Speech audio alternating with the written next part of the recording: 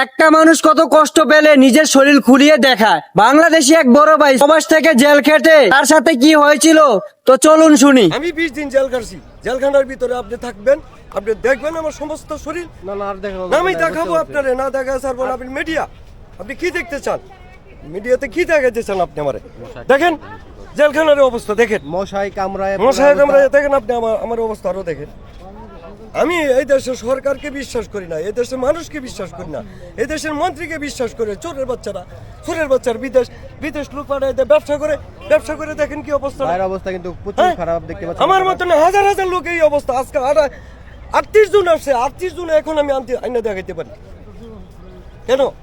আমাদের বাংলাদেশের মানুষ এত লক্ষ টাকা খরচ করে বিদেশ গিয়া এই চোরের বাচ্চা করে টাকা দিয়া এই দেশ উন্নত করার জন্য নাকি আমরা জীবন দেই, আর আমরা জেল খাটি বিনা অপরাধে। কি কারণে? আপনারা মিডিয়ার মাধ্যমে তাদেরকে জানাবেন, যদি অবিলম্বে যদি তারা যদি চায় যেন সৌদি আরবে যাইয়া এটার ব্যবস্থা করে।